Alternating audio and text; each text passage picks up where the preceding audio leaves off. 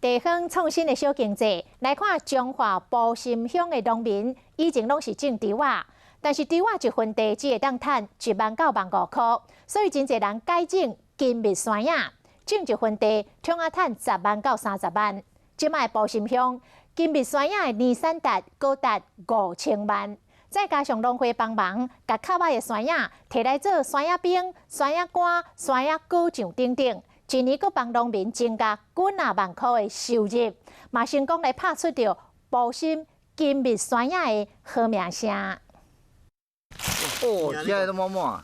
农民采收甲土地啊摕落来金色，佮小可青绿色的金蜜山野，是辛苦几年冬的成果。袂歹袂歹。卖上好的直接卖予消费者，若是无好的，就伤脑筋。 歹的你就销袂啥出去啊，变做拢是厝边头尾啦，啊无就无法度去啊。为着解决这个问题，农会出招，收买卖相无好的山野，做成山野干、山野酒，还有山野饼。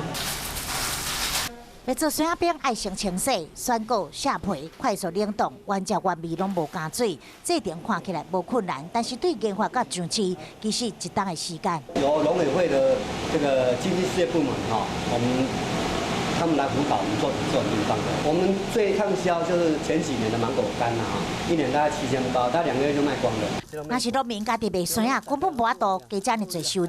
一年经济收入差计偌济多？加到700万有啦。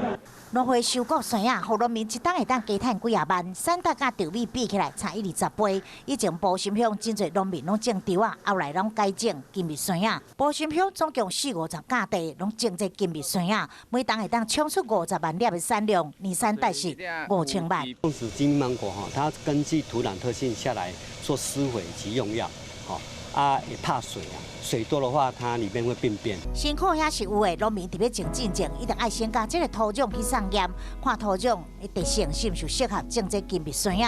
经过几年冬的用心照顾，就伫付出等待甲期待之间，把这一粒一粒的金果实拢化作真金。